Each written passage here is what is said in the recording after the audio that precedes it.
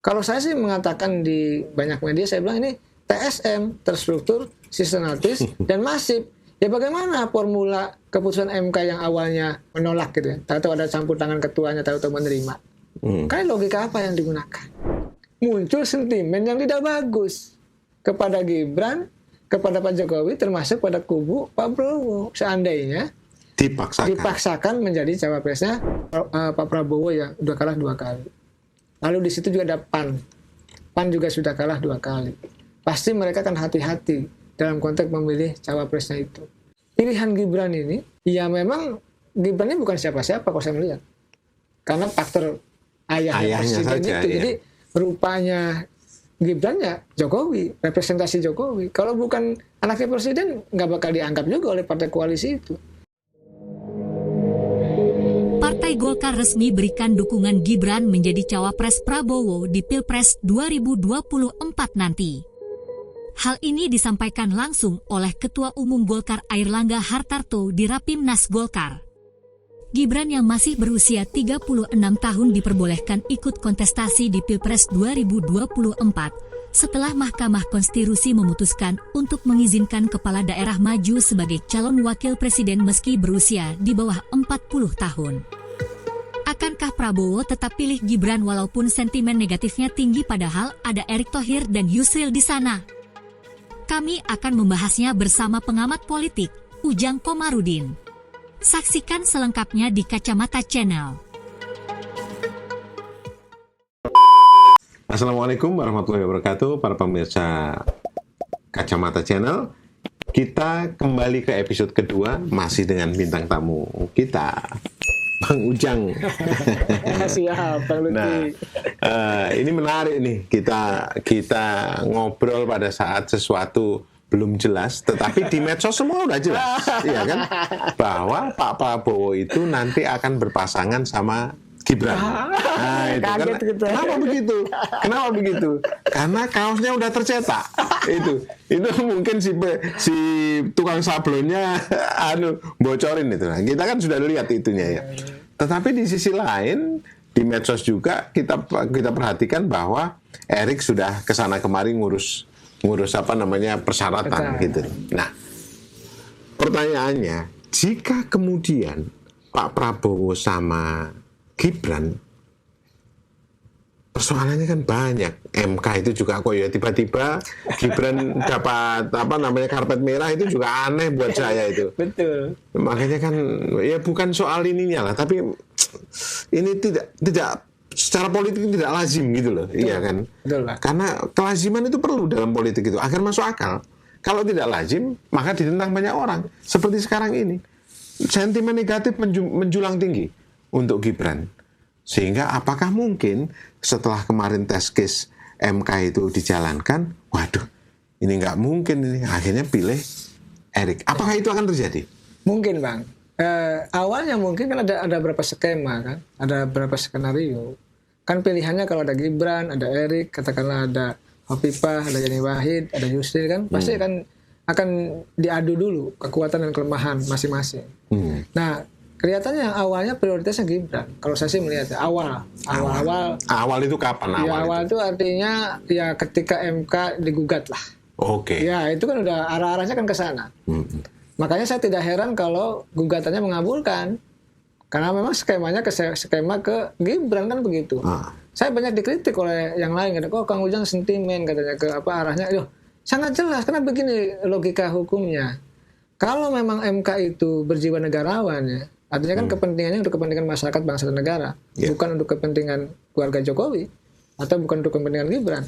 Mestinya putusan itu walaupun menerima berlaku 2029 dong. Bukan 2024, masa baru kemarin. Ini pernah orang karena dipaksakan. Jelas-jelas bahwa ini akan memberikan karpet merah bagi Gibran, termasuk bagi jalan tol ya bagi Gibran juga.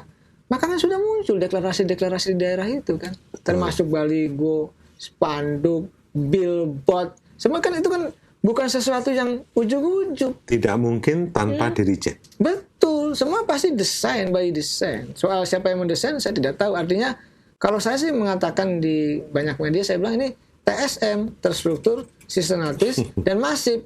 Ya bagaimana formula keputusan MK yang awalnya menolak gitu ya, tahu ada campur tangan ketuanya, tahu menerima. Kan logika apa yang digunakan?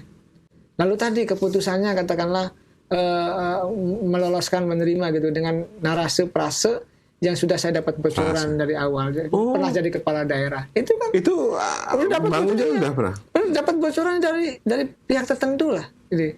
Dan itu persis sama yang disampaikan oleh Pak Saldi Isro ketika dissenting opinion, bayangkan. Jadi ini kan sikap prihatin gitu loh. Artinya bahwa ini memang skenario untuk mendorong ya Gibran untuk bisa menjadi cawapres, skema awal. Cuma memang tidak dibaca oleh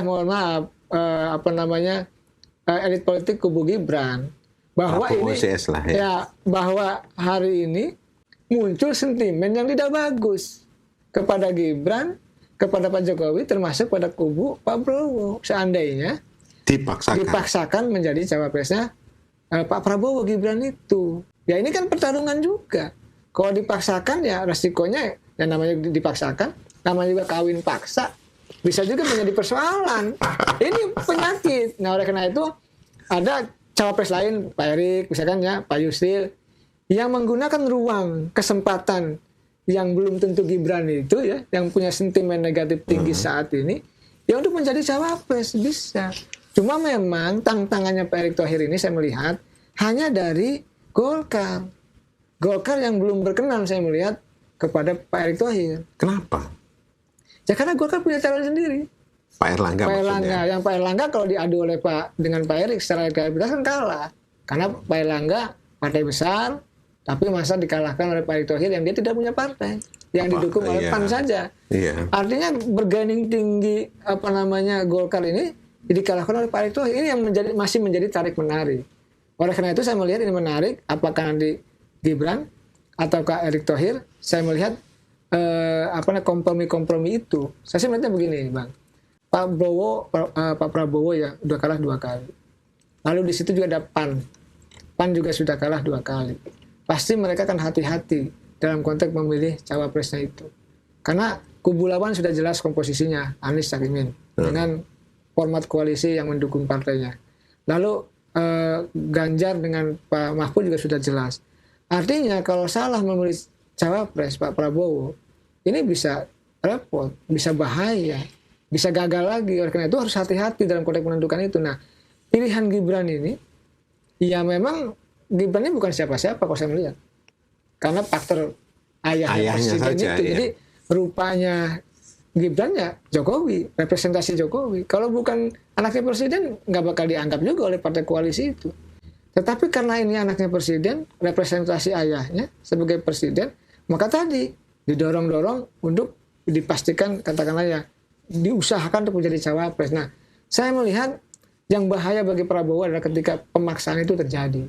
Sentimen negatif ini kan begini, ini kan ada 2 kubu, Bang. Kubu perubahan, kubu keberlanjutan.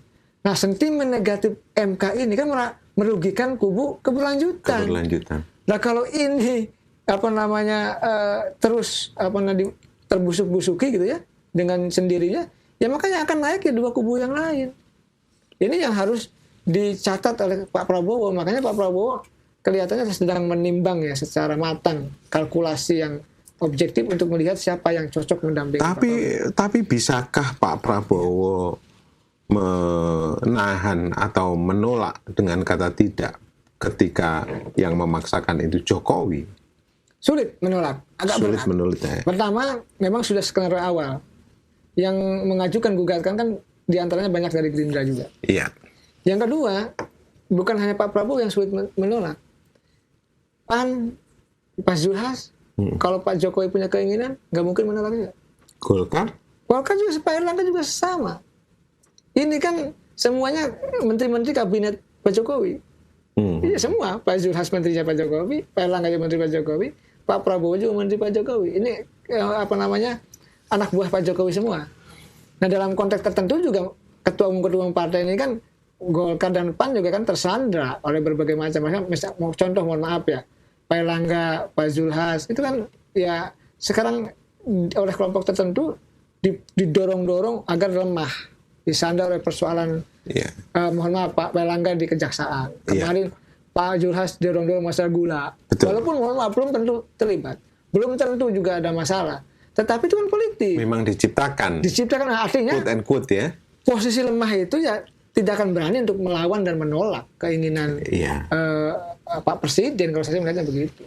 Tapi apakah kemudian Pak Prabowo itu masih punya cukup akal sehat untuk menolak ya? Karena saya kira kan kalau Gibran dipaksakan, kita saja bisa berhitung lah. Kira-kira begitulah kira-kira. Betul, Bang. Tapi saya gini, saya punya alternatif pikiran ya. Ini subjektif yang bisa diterima juga mungkin oleh Kim ya, Koalisi Indonesia Maju. Misalkan begini, oke lah, Gibran tidak. Harus dicarikan komprominya dengan Pak Jokowi. Apa? Kan Pak Jokowi kan kalau Gibran tidak maju, sudah juga bermusuhan dengan PDIP kan? Apa langkah selanjutnya untuk mengamankan Pak Jokowi 2002 Oktober ya kan 2024. November 2024 selesai. Selesai kan Oktober tanggal 20. Nah, artinya kan kompromi dengan Pak Prabowo. Bisa ketemu Bang, ketemunya begini misalkan contoh ini Maya analisa subjektif ya, spekulatif lah. Ya sudah Pak Jokowi, Gibran mungkin kita nggak bisa karena sentimen negatifnya besar. Jangan dipaksakan misal. Tapi nanti Pak Jokowi jadi ketua umum Gerindra mau nggak? Yang penting saya jadi presiden. Kan bisa aja. Kan ini udah lama juga Bang. Isu ini juga ketika misalkan Pak Jokowi tidak di PDIP kan, di Golkar pun tidak bisa karena melalui Luhut ya yang sakit, maka kemungkinan apapun di politik kan bisa jadi. Ada jalan tengah yang harus dikompromikan. Jokowi sudah tidak mungkin ke PDI karena udah jadi musuh alami. Iya kan? Iya, jadi di Golkar udah tidak bisa diambil karena sudah ada Pak Luhut. Iya, Luhut mau ngambil kan nggak jadi, sakit. Ya kan, sekarang Gibran mau dipaksakan masuk. Pak Luhut sehat lagi loh. Sehat lagi ya. Iya. Nah, kita dalam konteks itu maksud saya Pak Jokowi terlalu berat kalau harus kompromi dengan yang lain. Dengan yang mudah lah dengan Pak Prabowo. Jadi kepentingannya sama, kira-kira begitu. Iya. Ternyata banyak juga yang harus di kartu yang diturunkan oleh Jokowi ya. Betul. Nah, kalau saya bisa membaca Bang begini intinya sih ya. Pak Jokowi ini mau landing, mau soft landing. Biar Husnul Khotimah kan belum siap. Masih kalau bahasa saya, bahasa awam, berapa gerubuk gitu Bang. Belum. Jadi harus memastikan dulu. Dan itu membahayakan bagi dia. Membahayakan. Yang katanya dulu kita semua bisa masuk penjara itu, betul ya? Ya itu ya problem dari Pak Jokowi. Pak Jokowi bukan hanya membawa Jokowi, membawa anaknya, membawa keluarganya. Ini yang menjadi beban. Yang kayak kira-kira harus ada kompromi dengan banyak pihak, termasuk dengan Pak Prabowo ya, untuk bisa ya win-win solution di antara mereka. Tadi soal Gibran yang dipaksakan atau tidak, solusinya apa kan itu pasti akan dicarikan jalan keluar antara dua pihak itu, antara Pak Jokowi dengan Pak Prabowo. Berat juga jadi orang tua seperti Pak Jokowi ya. Agak berat ya, itulah konsekuensi. Tapi yang dia ciptakan itu juga sih. Dia dynasty politik itu kan terjadi. Betul. Jadi artinya apa? Artinya bahwa yang pusing sekarang ya Pak Prabowo lah ya. Ya, sekarang Pak Prabowo tadinya nyaman, aman ketika misalkan 45% kekuatan koalisinya di parlemen. Ya kan ada Gerindra, PAN, dan Golkar gitu ya. Termasuk ada Demokrat tambahan lagi. Oh iya, Demokrat. Lalu pusingnya ada tadi settingan awal Gibran, tapi tahu-tahu sentimennya negatif. Ini yang menjadi sebetulnya salah masuk gitu ya Gibran itu ya. Salah masuk lewat MK itu kan ya. Karena sudah dari awal sudah orang memperhatikan lah, ini kok begini gitu kan. Nah, oleh karena itu saya melihat Pak Prabowo ya sekarang mungkin sedang berpikir matang ya untuk berkompromi kalau saya dengan Pak Jokowi. Karena tadi keputusan MK itu tidak mungkin memutuskan memberi jalan Gibran kalau bukan Gibran awalnya. Iya, pastilah. Iya, pastilah. Dan mau ditolak dengan logika apapun gitu ya, dengan argumen apapun dibantah, ya itu kenyataannya. Nah, tetapi sentimen negatifnya tidak bisa dibendung. Karena kan politik itu about perception, Bang. Jadi politik itu about tentang persepsi. Persepsi buruk, persepsi baik. Jadi kalau saat ini misalnya arah anginnya persepsinya negatif kepada Gibran misalkan, kepada Pak Jokowi, ya itu yang diuntungkan pihak lain. Iya, memberi poin buat pihak lain. Oleh karena itu, tadi kalau bicara pusing kelihatannya Pak Prabowo lagi cari jalan keluar ya terkait dengan persoalan ini. Karena berkoalisi pasti akan menang, ingin menang. Lalu Pak Prabowo juga sudah 2 kali kalah ingin menang, maka mesti hati-hati dalam konteks memilih. Rombongan di belakangnya juga sudah kuat-kuat ya, tetapi sudah dilemahkan gitu kan ya, sudah dikasih virus. Jadi artinya ya ya ada Pak Erlangga, ada Yulhas, ada Pak SBY dan segala macam, tapi kayaknya nothing gitu ya, karena ini. Tapi jika kemudian Prabowo memaksakan si anak Mbarep ini, si Gibran ini, pasti udah kalah ya, kira-kira. Agak berat. Kalau secara pertarungan murni, agak berat. Tapi kita tidak tahu kalau pertarungan non elektoral tadi. Tapi Projo kan sudah masuk situ. Ya betul. Nah, Projo ini kan begini, Bang. Ya apa ya? Saya sih melihatnya ya memang bagian kekuatan politik dari para relawan. Tapi kan Projo ini kan, mohon maaf ya, kalau ditantang oleh partai, suruh bikin partai juga nggak bakal lolos gitu. Oh iya. Jadi nggak bisa aja. Makanya dia itu kelebihannya sebagai relawan. Tetapi kalau mau jadi partai juga agak sulit, agak berat. Nah sebenarnya kalau pertarungan yang teruji itu partai.